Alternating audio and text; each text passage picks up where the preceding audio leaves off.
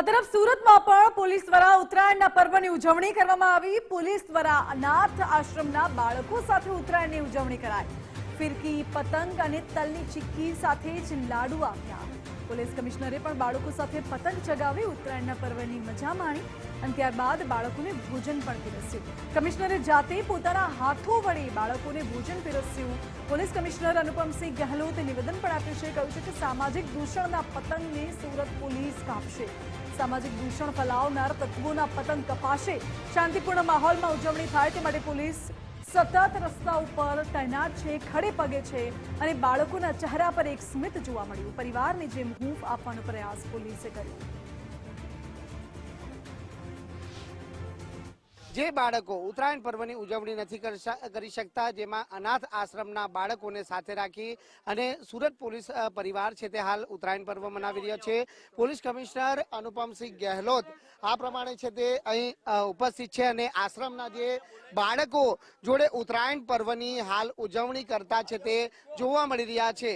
એક અનાથ આશ્રમના બાળકોને એક પરિવારની હૂંફ આપવાનો જે પ્રયાસ જે ભગીરથ કાર્ય છે તે આજે સુરત પોલીસ તરફથી હાલ કરવામાં આવી રહ્યો છે। જોઈ શકાય છે કે એક તરફ આજે સુરતીઓ છે તે પોતાના સહપરિવાર જોડે ઉત્તરાયણ પર્વની ઉજવણી કરી રહ્યું છે, ત્યારે સુરત પોલીસની આ એક અનોખી પહેલ છે કે જ્યાં અનાથ આશ્રમના બાળકોના જોડે ઉત્તરાયણ પર્વ છે તે મનાવવામાં આવી રહ્યો છે। તલ, ચીકી, લાડુ આ બાળકોને આપી અને સાથે જ પતંગ ચગાવવાનો અનેરો આનંદ અને ઉત્સાહ છે તે આ બાળકોને આપવામાં આવી રહ્યો છે। પોલીસ કમિશનર અનુપમસિંહ ગહેલોત જાતે આપણી જોડે જોડાયા છે, સીધી વાત કરીશું તેમના જોડે। સર, શું કહેશો, આજની આ ઉત્તરાયણ સુરત પોલીસની અનોખી ઉત્તરાયણ છે? આજે ઉત્તરાયણ શુભ પર્વ નિમિત્તે સૌપ્રથમ તો હું આપણે સુરત નગરજનોને ખૂબ ખૂબ શુભેચ્છા આપું છું જોઈએ।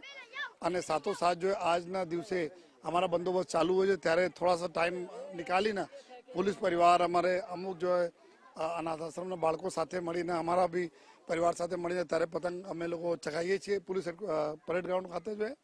અને આ અમારા સુરતના નગરજનોના ખૂબ ખૂબ શુભેચ્છા આપું છું કે આપણે જિંદગીમાં સમૃદ્ધિ, સારા હેલ્થ, ઉન્નતિના પતંગ હરદમ ઉપર ચગતા રહે જોઈએ। અને સાથોસાથ પોલીસ તરીકે અમે લોકો એવા નિર્ધાર કરીએ છીએ કે જેટલા વ્યક્તિઓ, જેટલા બી દૂષણ ફેલાવતા લોકો છે જો અમારા સુરત નગરજનોને હેરાન કરશે એના પતંગ અમે લોકો પૂરા વર્ષ કાપતા રહી જોઈએ। અને ફરીથી પ્રજા અને અમે લોકો બધા મળીને આપણા સુરતના ઉન્નતિના પતંગ ખૂબ ઉપર રાખી જોઈએ એવી બધાને અમે રિક્વેસ્ટ કરીએ છીએ। અનાથ બાળકો જોડે ઉત્તરાયણ પર્વની ઉજવણી શું સંદેશો?